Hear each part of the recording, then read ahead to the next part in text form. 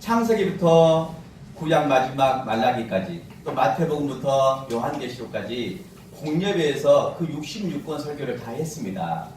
그런 다음에 이제 중요한 설교들을 뽑아서 하게 됐는데 올해 마지막에 어떤 설교를 할까? 순서대로 오늘 차례가 아니었기 때문에 많은 고민을 했습니다. 근데 묵상하는 중에 시편 118편 이 말씀이 굉장히 많이 저 마음속에 부딪히더라고요. 하나님은 선하시고 그 인자하심이 영원합니다. 그 인자하심, 하나님은 선하시고 그 인자하심이 영원합니다. 인자하심이 히브리어로 헤세드입니다. 헤세드는 하나님의 사랑이에요. 하나님의 그 인자하심이 있었기 때문에 오늘 우리가 은혜를 누리게 되고 하나님의 자녀 되었고 구원받은 백성이 되어서 그 은혜 가운데 그래도 감사할 수 있게 되었구나라는 생각을 갖게 됩니다. 오늘 시편 기자는 어려움에 처해 있습니다. 고난 가운데 있었어요. 그 속에서 하나님은 내 편이다 이것을 깨달은 거예요. 우리 5절 말씀 읽어볼까요? 5절 말씀 시작. 내가 고통 중에 여호와께 부르짖었더니 여호와께서 응답하시고 나를 넓은 곳에 세우셨도다. 아멘. 내가 고통 중에 여호와께 부르짖었더니 고통 중에 있었습니다. 이 고통은 어떤 고통이냐면 시편 116편 3절에 나오는 고통입니다.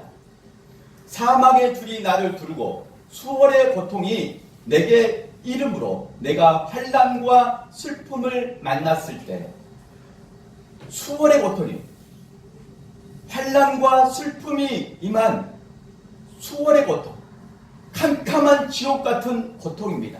이 고통이 바로 오늘 본문에 나온 시편 기자가 겪었던 고통이었어요.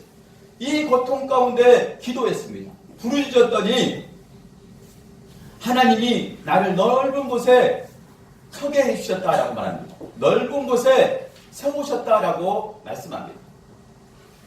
넓은 곳, 공간이 넓다라는 겁니다. 공간이 넓어서 마음이 확 트이게 된 거예요. 그렇잖아요.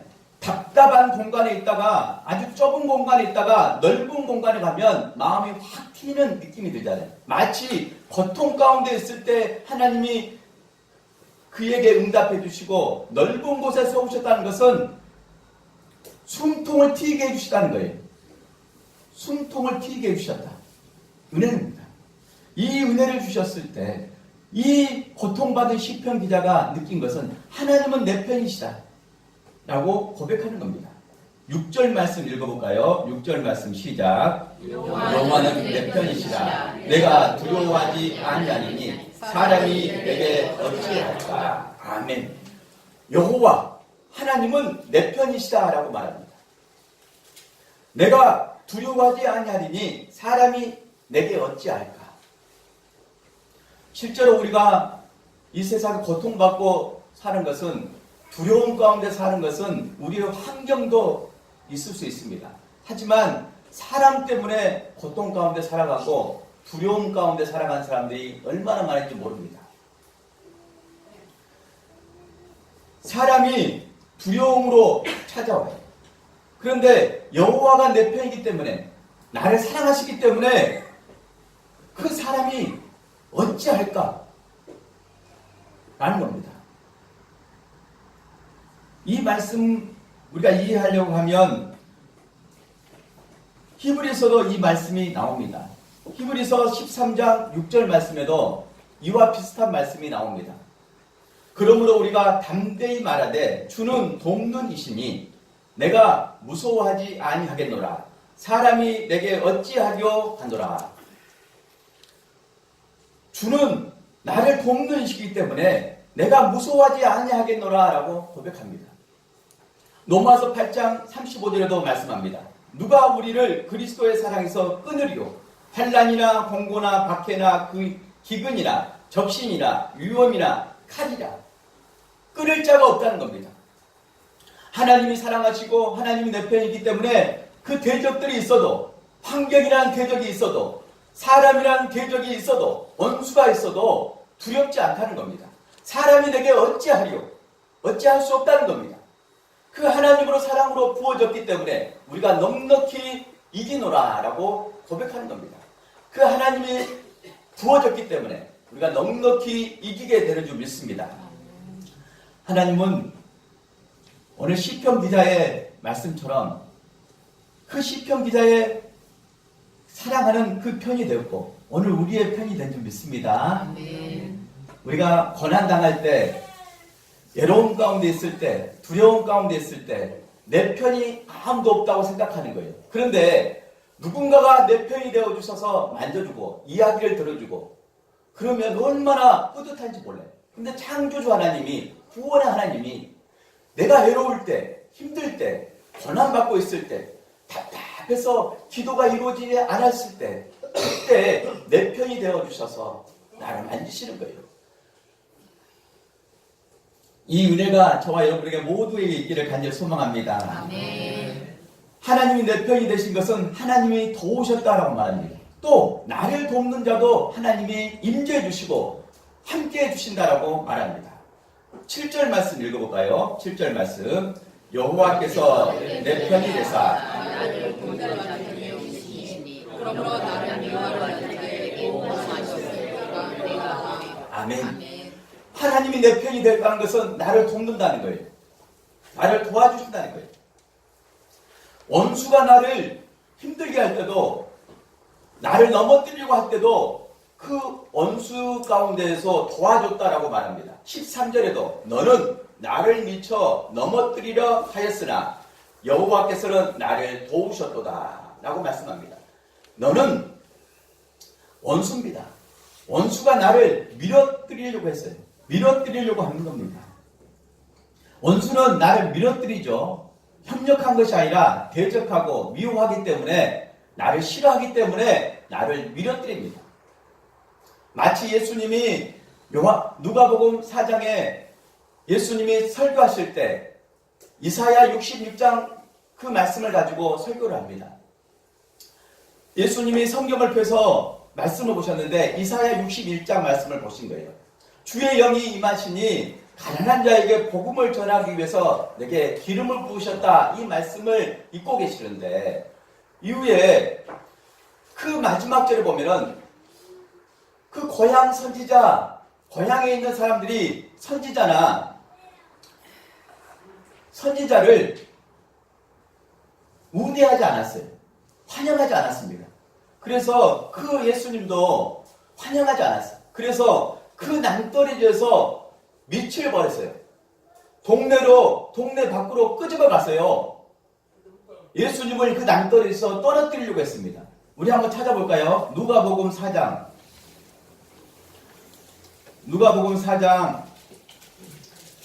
29절 말씀 보시겠습니다. 누가복음 4장 29절 말씀 함께 읽겠습니다. 일어나 동네 밖으로 쫓아내어 그 동네가 건설된 산 낭떠러지까지 끌고 가서 밀쳐 떨어뜨리고자 하되, 밀쳐 떨어뜨리고자 했어요. 예수님을 미워했기 때문에, 그 말씀이 듣기 싫었기 때문에, 예수님을 환영하지 않았기 때문에, 예수님이 이 좋은 말씀을 해도 그 가난한 자가 많았는데 가난한 자에게 복음을 전하기 위해서 오셨다고 말했는데도 듣지 않은 그들이 밀어뜨리려고 한 거예요. 그런데 예수님이 이후에 30절에 보면 예수께서 그들 가운데 지나서 가시더라. 밀어뜨리려고 했는데 떨어지지 않고 지나서 가시게 된 거죠. 원수는 그렇게 밀어뜨리려고 합니다. 그런데 그 원수 가운데 여호와 하나님이 도우셨다라고 말합니다. 내가 도우셨다. 여호와께서 나를 도우셨다라고 말씀합니다.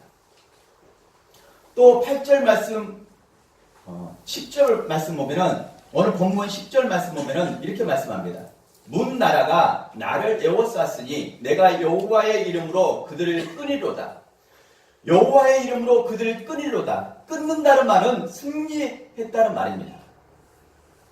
문 나라가 그 고난받고 있는 시편 기자를 에워쌌어요. 근데 여호와의 이름으로 그들을 끊이로다 라고 말할 거예요. 11절에도 말합니다. 그들이 나를 에워쌌으니 내가 여호와의 이름으로 그들을 끊이로다. 또 세 번째 12절 말씀합니다. 오늘 본문 12절 말씀 읽겠습니다. 그들이 별처럼 나를 에워쌌으나 가시덤불에 불같이 다 없어졌나니 내가 여호와의 이름으로 그들을 끊이로다. 아멘. 그들이 벌처럼 수많은 사람들이 원수가 되어서 에워쌌어요. 협력자가 아니라 돕는 사람이 아니라 원수가 되어서 그 시편 기자를 둘러싸고 힘들게 했습니다. 그랬을 때 가시덤불에 불같이 다 없어졌나니 내가 여호와의 이름으로 끊이로다. 여호와의 이름을 선포하고 그 은혜 가운데 그들 가운데 승리하는 그 원수의 힘든 그 상황 가운데 승리하게 된 말씀을 기록해뒀습니다. 사랑하는 여러분, 하나님이 우리와 함께 계시기 때문에 하나님이 나의 편이 되어 주셨기 때문에 나를 도우시는 거예요. 그 도우신다는 말은 나를 사랑한다는 말이에요. 사랑하기 때문에 나를 도와주시는 거예요. 미워한 사람이 누군가를 도와줄 수 있습니까? 그렇지 않습니다. 사랑하기 때문에 도와주는 거예요. 하나님이 사랑하기 때문에 항상 우리와 함께하는 거예요. 그 하나님이 함께하기 때문에 원수가 나를 결박하고 어둠 속에서 힘들게 살아갈 때 하나님은 여전히 나를 사랑해 주시는 거예요. 실제로 보면은 우리가 하나님의 은혜 가운데 승리하는 것 같습니다. 하나님의 은혜가 아니면 승리할 수 없습니다. 우리가 잘 산 것 같지만 벌써 2018년 마지막 주일이 되었습니다. 어떤 모양으로든 힘들게 지금까지 버텨온 거예요. 또 예배 드리는 예배자의 모습으로 서게 된 겁니다. 그 모든 것 가운데 하나님의 전적인 은혜인 줄 믿습니다. 은혜가 아니면 우리가 여기 설 수 없어요. 은혜가 아니면 우리가 하나님의 자녀가 될 수 없고, 은혜가 아니면 우리가 하나님의 구원받은 백성으로 설 수 없습니다. 우리의 죄가 낱낱하게 고백이 된다고 생각하십시오. 천주교는 신부에게 그 고해 성사를 통해서 죄를 고백합니다. 죄를 질 때마다 그 신부에게 죄를 낱낱하게 고백해야 돼요. 그게 고해 성사입니다. 오늘 우리는 목사님에게 고해 성사하지 않잖아요.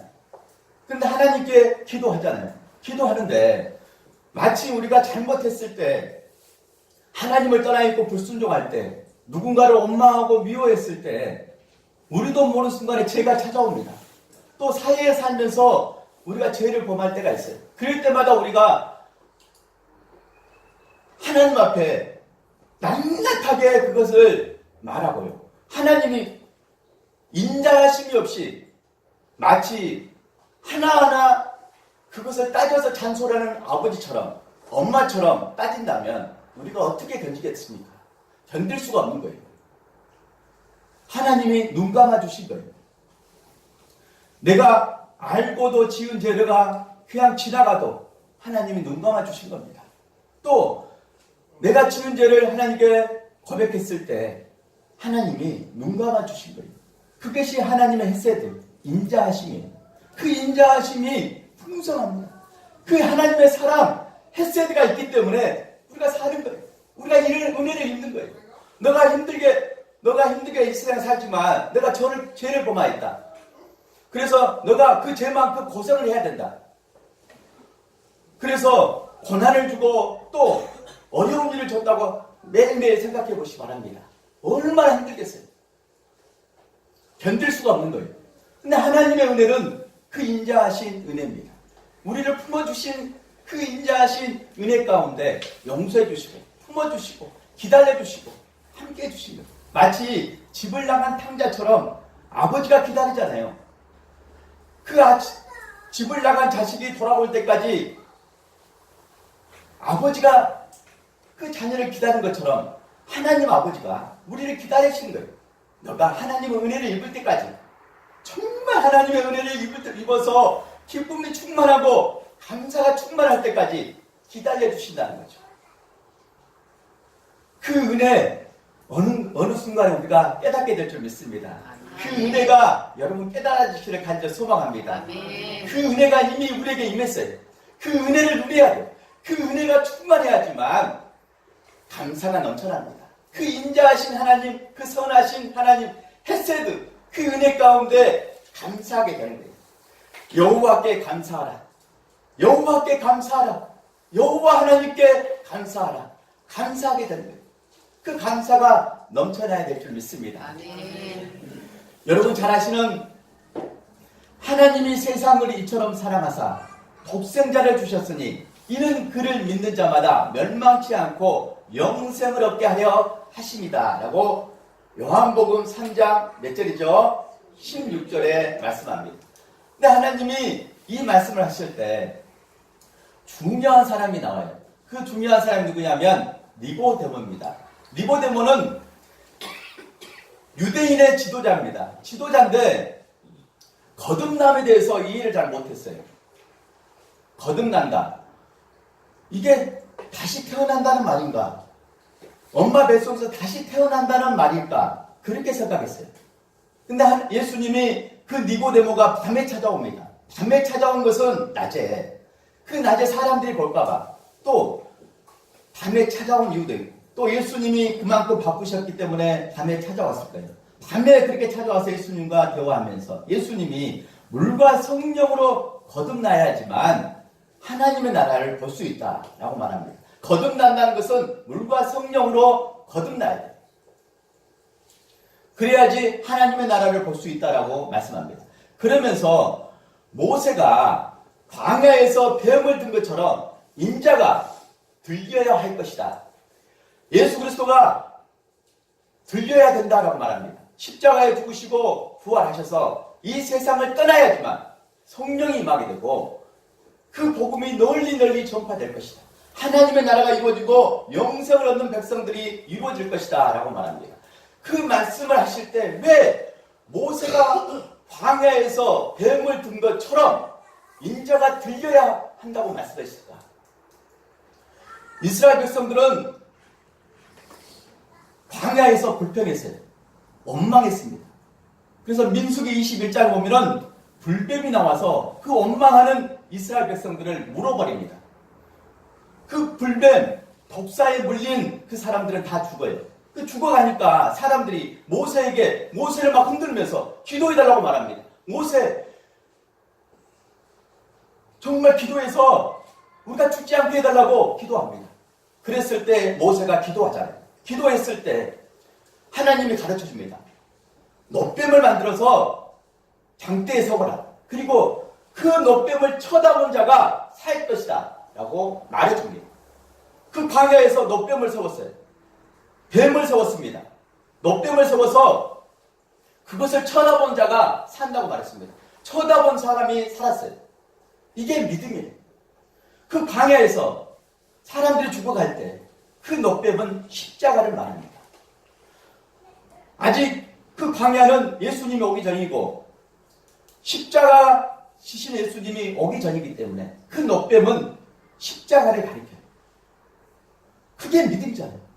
십자가를 바라보고 예수를 바라보고 하나님을 바라보는 사람이 사는 거잖아요. 영원히 사는 거잖아요.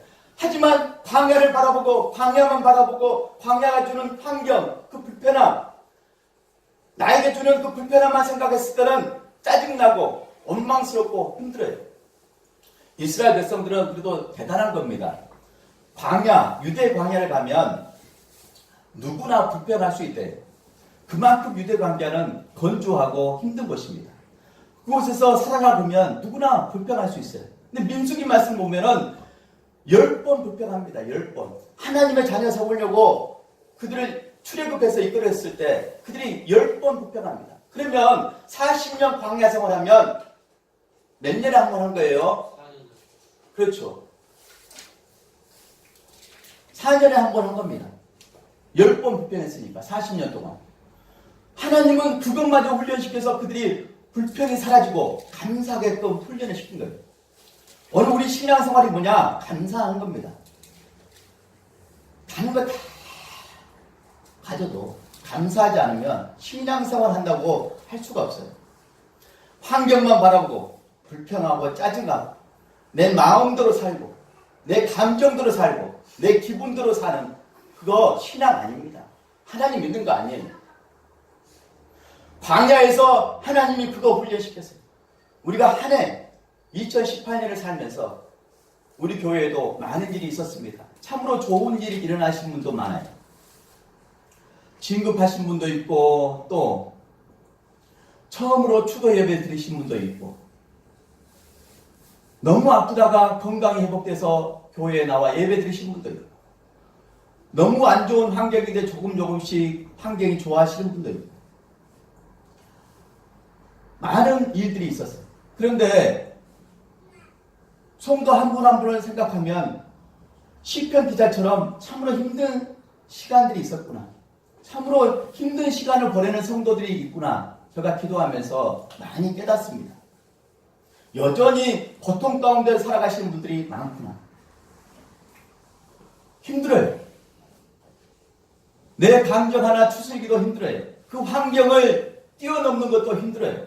자녀를 바라보면서 이겨내기도 힘들어요. 또 나의 건강에서 정말 하나님의 은혜 가운데 감사하며 살아가는 것이 힘듭니다.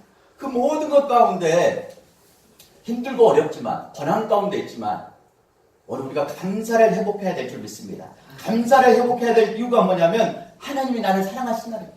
우리 한번 따라 볼까요? 하나님이 나를 사랑하십니다. 나를 사랑하십니다. 아멘. 아멘. 하나님이 세상을 이처럼 사랑하사 나만 사랑한 것이 아니라 세상에 아직 예수 믿지 않는 사람도 사랑해요.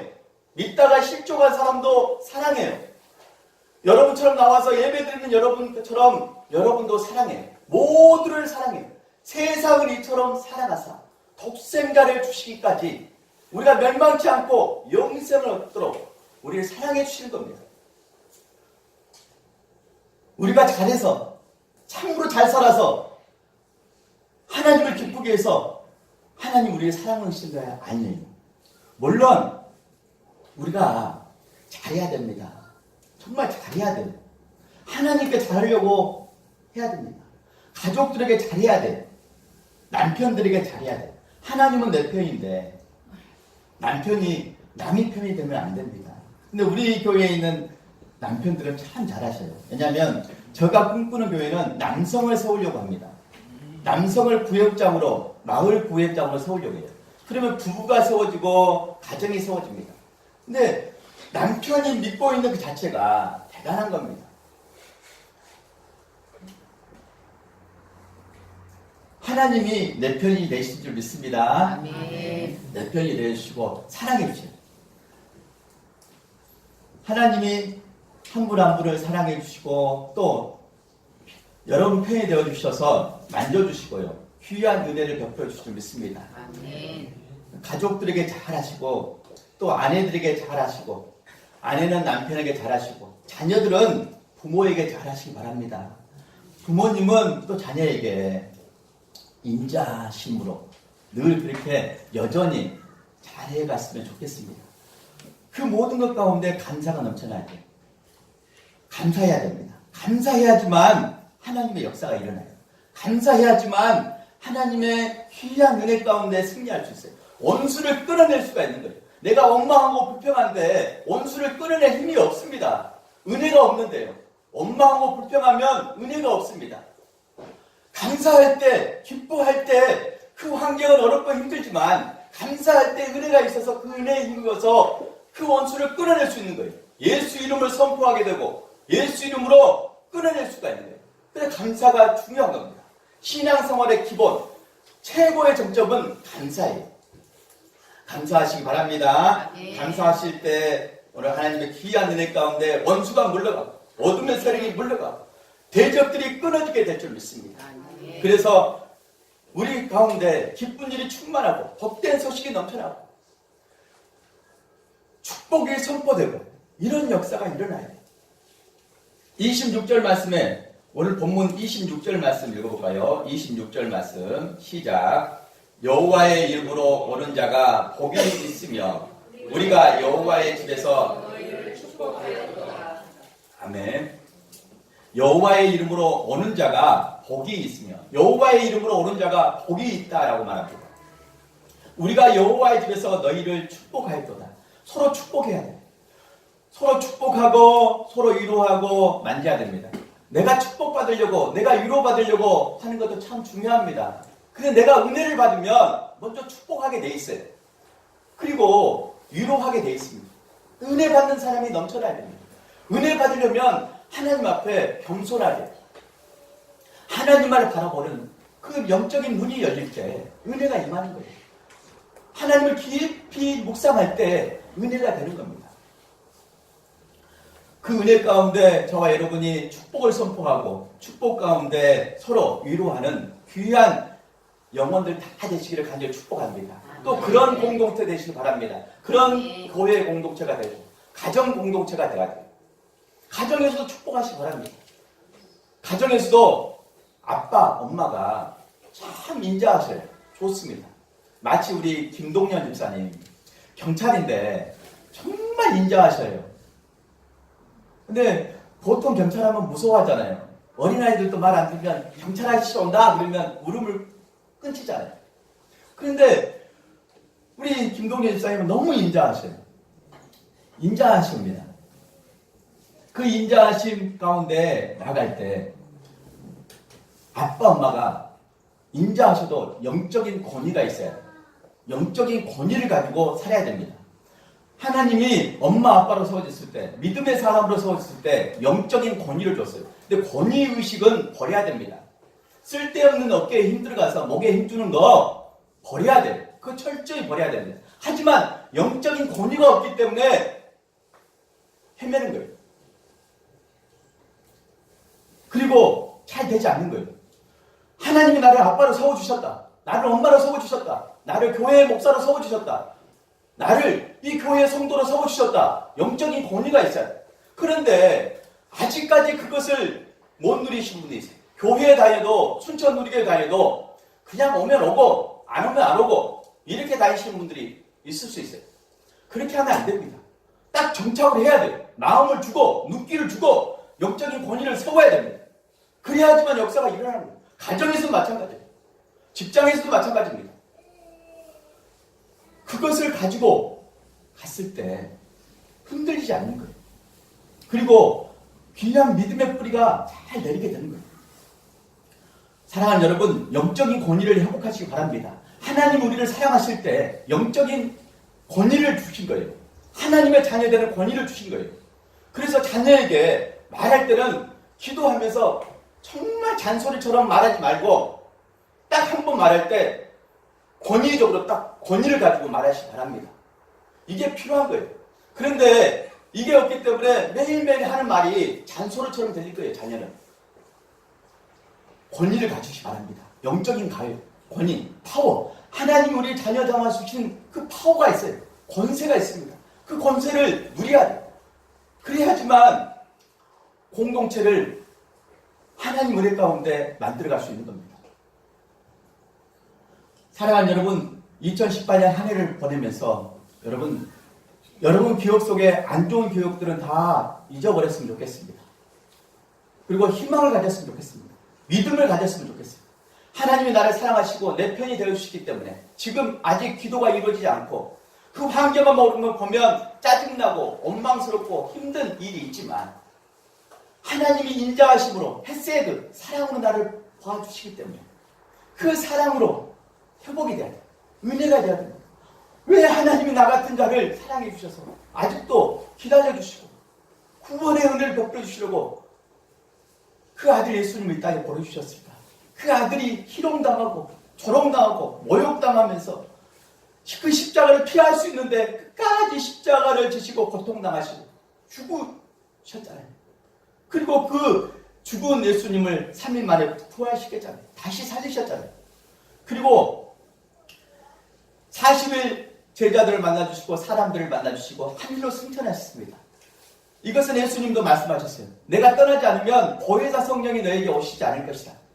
떠남으로 말미암아 보혜사 너희를 상담해주고 가르쳐주시는 진리를 깨닫게 해주시는 성령이 오실 것이다 말씀하셨거든요. 예수님이 떠난 후에 성령이 임하고 사람들을 깨달았어요. 그때 깨달았습니다. 진리를 깨달았어요. 아, 예수님이 그래서 십자가 지셨구나.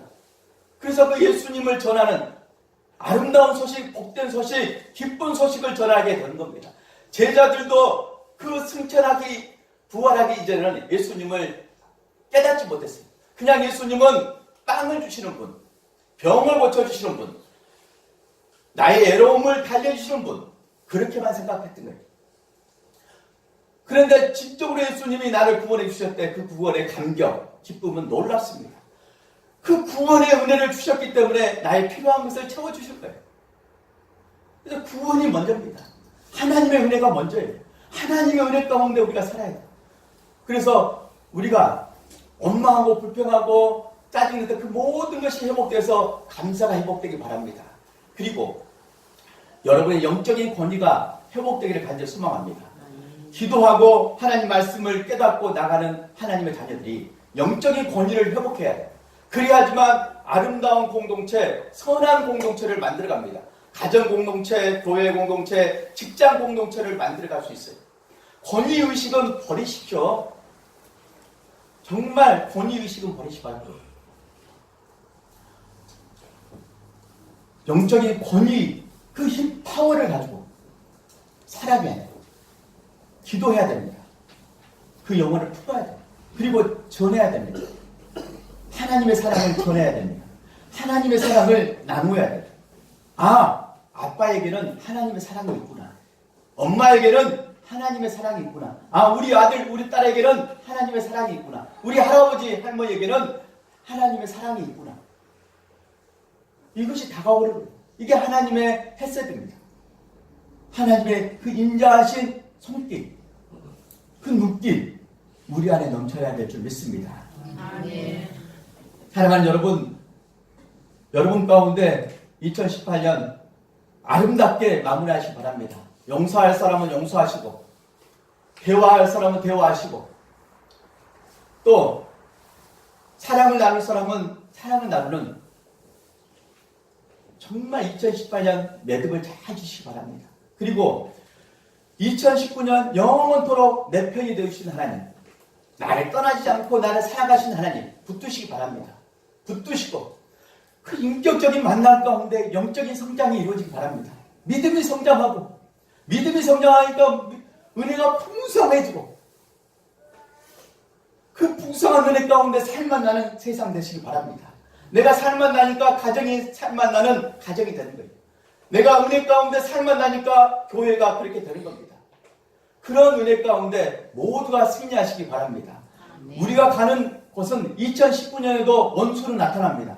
원수는 끊어지지 않아요. 항상 우리가 예수 믿고 가는 동안에, 우리가 살아있는 동안은 원수가 옵니다. 환경이 원수가 되든, 자녀가 원수가 되든, 나를 미워하는 사람이 생겨서 대적자가 되든 나타납니다.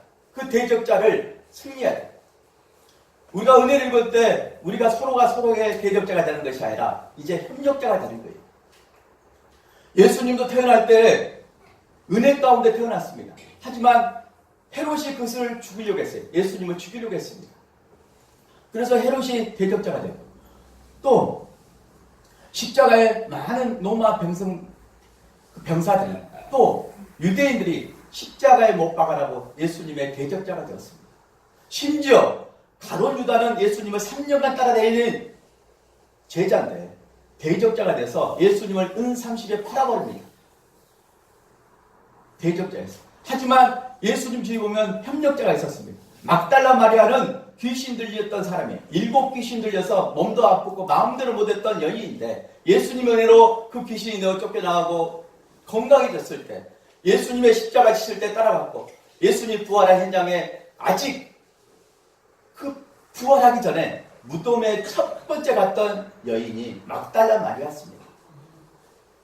협력자였어요. 바울도 마찬가지입니다. 바울도 예수 믿고 복음을 전하는데 얼마나 많은 사람들이 돌로 치고 바울을 괴롭힌지 몰라요. 다 대적자입니다. 복된 소식, 아름다운 소식 예수님을 전하는데 돌로 찍고 그를 내치고 매로 때리고 얼마나 힘들게 했던 대적자가 많은지 모릅니다. 하지만 바울의 곁에 보면은 협력자가 있었어요. 누가 같은 사람, 의사가 나타나서 그 아픈 바울을 치료해주고 항상 복음 전하게끔 도와주고 협력자가 됐어요. 브리스길라와 아굴라처럼 아름답게 그 바울을 도왔던 부부가 있었고 협력자예요. 오늘 우리가 은혜를 입었을 때 협력자가 되는 거예요. 우리가 대적자가 아니라 협력자가 되는 거예요. 가정에서 서로 협력하는 협력자가 되고 교회에서 서로 협력하는 협력자가 되어야 됩니다.